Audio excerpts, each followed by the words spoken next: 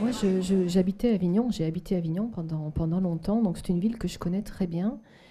Et cette ville, pour vous situer Avignon, c'est vraiment une ville close, un peu comme Concarneau, en plus grand bien sûr, mais en tout cas, c'est une ville qui est emmurée dans ses remparts.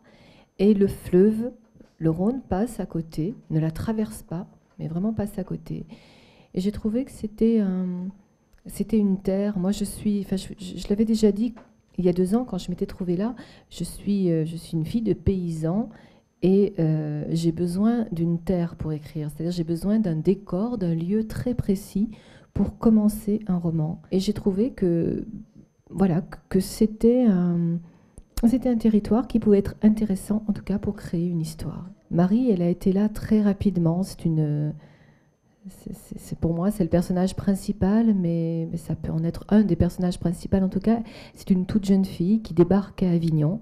Elle a traversé toute la France en stop. Elle n'a pas d'argent, elle est un peu paumée, elle est très fragile. Et elle vient dans Avignon pour retrouver son frère, mais son frère n'est plus là, son frère est mort. Mais il a écrit un très beau texte. Et ce texte est joué pendant le Festival d'Avignon cette année-là, en 2003. Et Marie, elle veut entendre les mots de son frère. Elle vient au théâtre pour retrouver cela et essayer de renouer un petit peu avec lui. Lui était écrivain, enfin dramaturge, il écrivait une pièce de théâtre. Et elle tapait pour lui les textes. C'est-à-dire elle avait une petite machine, elle tapait pour lui, elle était toute jeune, elle ne comprenait pas vraiment ce qu'il écrivait, mais elle l'accompagnait sur ce chemin. Et c'était très fusionnel toutes les deux, c'était une très belle histoire. Je crois qu'il y a deux morts. La première mort, c'est quand le corps s'arrête, c'est fini. Mais la deuxième mort, c'est l'oubli. Quand tout le monde nous a oubliés, là on meurt une autre fois. Celle-ci, elle est très cruelle. Et dans cette histoire-là, Paul Céliès a disparu, mais Marie continue à le faire vivre. Et il est vivant tout au long du texte parce qu'elle pense à lui, parce que c'est lui qui va, même s'il n'est plus là, en tout cas au travers du texte qu'il a écrit, c'est lui qui va faire s'entrechoquer et se révéler les secrets. Donc il est très présent. C'est un personnage qu'on ne voit pas, dont on entend parler.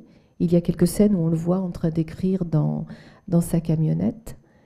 Mais c'est vrai qu'il est très présent et important. Odon, il était marié, il avait une petite fille, il vivait sur la péniche. C'était un mec sans histoire. Sa femme était bien, elle était agréable, elle était intelligente. Tout allait bien, ils avaient une jolie petite fille. Et puis un jour, Odon, il était en ville par hasard et il a rencontré Mathilde. Et c'est vraiment la rencontre comme ça qui a bouleversé sa vie. Il a quitté sa femme, il a quitté sa fille. Il n'a pas réfléchi, ça l'a emporté. C'est une passion amoureuse qui a duré 1 an et demi. Je ne la juge pas, je ne le juge pas. C'est comme ça. Parfois, il y a des sentiments qui emportent les gens et c'est exactement ce qui s'est passé. Et puis, quand elle a trouvé le texte de Paul Céliès, elle a compris que ce texte-là allait la révéler. Voilà, c'est une rencontre aussi forte qu'une rencontre amoureuse. Et donc, elle a quitté Odon parce qu'elle a pensé qu'elle n'arriverait pas à être célèbre et à continuer à aimer cet homme en même temps. Mais moi, je pense qu'elle ne pouvait pas se permettre de ne pas réussir. Par rapport à son père, par rapport à l'histoire de son enfance que l'on découvre dans le livre, elle devait être célèbre. Elle devait montrer à son père, en tout cas, qu'elle y était arrivée. Depuis qu'elle est partie, il vivait sur sa péniche, et il lui a dit quand elle est partie qu'il laisserait une petite lampe allumée au-dessus de la porte de sa péniche. Et elle est partie, des années ont passé, plus de 5 ans, et l'ampoule, bien sûr, a grillé, il l'a changée, l'ampoule a grillé, et depuis, la lampe est allumée.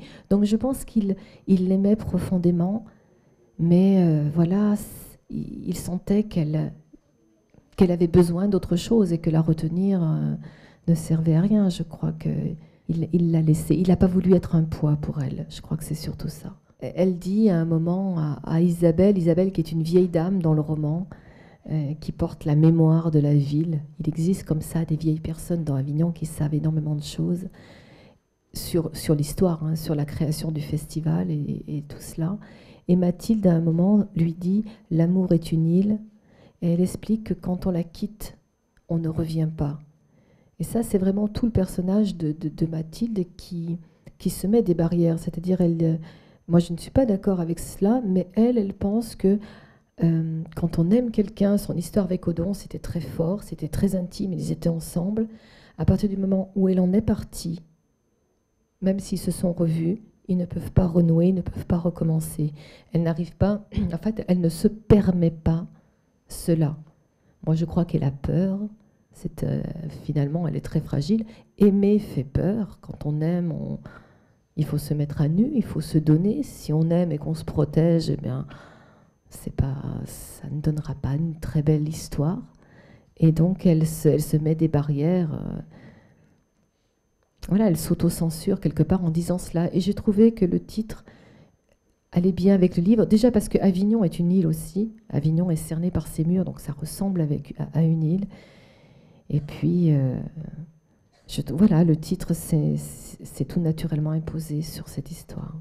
Le fait que c'est vrai que c'était très violent en 2003. Peut-être qu'il y en a certains d'entre vous qui étaient à Avignon, en tout cas cette année-là, parce que des comédiens voulaient jouer, étaient là pour montrer leur travail, pour présenter une pièce de théâtre. Il y a souvent 1 an de travail derrière.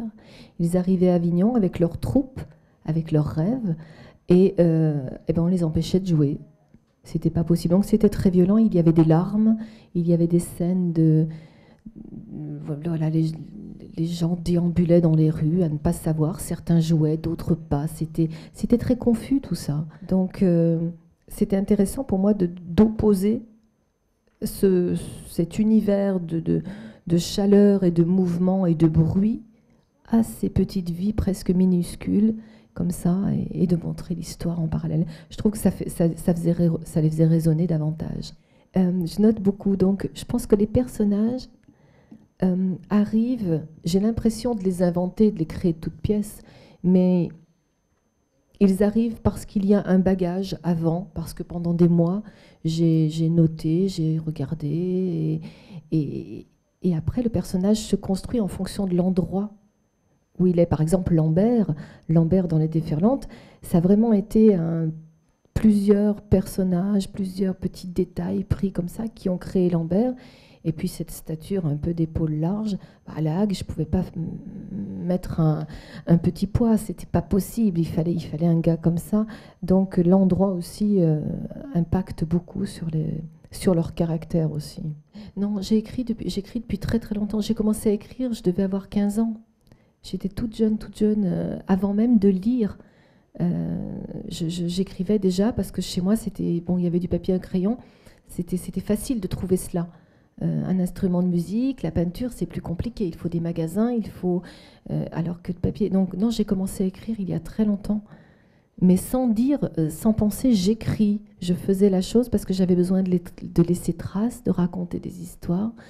Je ne travaillais pas bien à l'école, donc ça marchait pas trop de ce côté-là pour moi. Donc voilà, l'écriture s'est un petit peu imposée et je l'ai jamais lâché. C'est quelque chose qui m'a toujours accompagnée. Et mon premier roman a été publié en 2001, mais avant, il y a eu 7-8 romans qui ont été refusés, que j'avais envoyés en me disant, tiens, maintenant qu'il y en a suffisamment et que je suis arrivée à raconter une histoire, peut-être que ça pourrait faire un livre. Mais il y a eu un long chemin, ça a été très très long pour arriver à cela. J'ai été institutrice parce que l'écriture, je ne pouvais pas vivre avec mon écriture, c'était ainsi.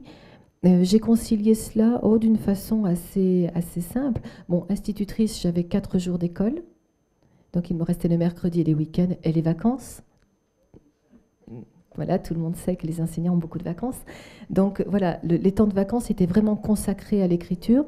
Et après, quand j'ai commencé à publier, très rapidement, en 2002 ou en 2003, je me suis mise à mi-temps.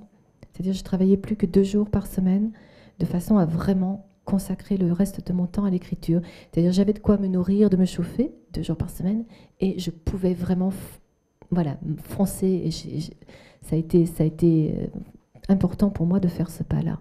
Un succès comme Les Déferlantes légitime un peu le fait d'écrire. C'est-à-dire ça vous donne un peu confiance. C'est Raymond Carver qui disait ça. Il disait que le succès donne un peu confiance en soi, et avoir confiance, ça fait du bien. Donc voilà, il avait cette expression que je reprends un peu parce que c'est vrai qu'on ne sait pas quand on écrit, qu'on est très peu lu. Voilà, on ne sait pas trop ce que l'on fait, si ça a de la valeur, si ça n'en a pas. Enfin bon, même si un succès ne veut pas forcément dire qu'on est un grand écrivain, ça je ne suis pas du tout dans cette logique-là. Mais ça légitime en tout cas le fait de se lever tous les jours et d'écrire et de mettre des mots et d'avoir la prétention de vouloir être lu. Mais ça n'enlève rien au doute. C'est-à-dire que les déferlantes, c'était très bien, c'est une chance inouïe. Quelque chose comme ça vous arrive, c'est un grand bonheur. Mais quand je me retrouve devant la page, j'oublie les déferlantes, c'est très bien. Et il n'y a rien d'acquis. Il n'y a rien d'acquis, c'est pas parce qu'il y a eu les déferlantes que... voilà, il faut continuer, il faut être exigeant. Moi, j'avance pas avec les compliments, j'avance avec mes manques, avec ce que je vois qu'il faut reprendre, qu'il faut refaire. Les déferlantes vont être adaptées au cinéma, donc c'est Éléonore Fauché qui est la réalisatrice. Elle a fait un très beau film qui s'appelle Les Brodeuses, qui est plein de sensibilité, voilà, et qui me semble colle en tout cas très bien à mon univers. Par contre, c'est vraiment elle qui écrit le scénario, c'est elle qui gère absolument tout. Moi, je ne veux pas prendre part dans son travail parce que déjà, je ne suis pas compétente dans les images, c'est un autre support. Elle va filmer, elle va montrer, elle va prendre des vrais personnages. Moi, mon Lambert, Théo, ils sont dans ma tête, c'est les miens. Donc c'est vraiment son œuvre à elle. Je fais vraiment la part des choses, à savoir que j'ai écrit ce texte et le film sera son œuvre à elle, ce sera son travail à elle. Après, c'est une question de confiance. Et puis je pense aussi qu'il faut aussi se détacher d'un roman. C'est-à-dire si je gardais un droit de regard sur le scénario des déferlantes, j'aurais l'impression que les déferlantes me tiennent toujours par le col, vous savez, et m'empêchent d'avancer. Maintenant, moi, j'ai besoin de les distancer un petit peu et d'aller vers d'autres livres. J'ai envie d'écrire d'autres livres. Bien, merci beaucoup, Claudie Gallet.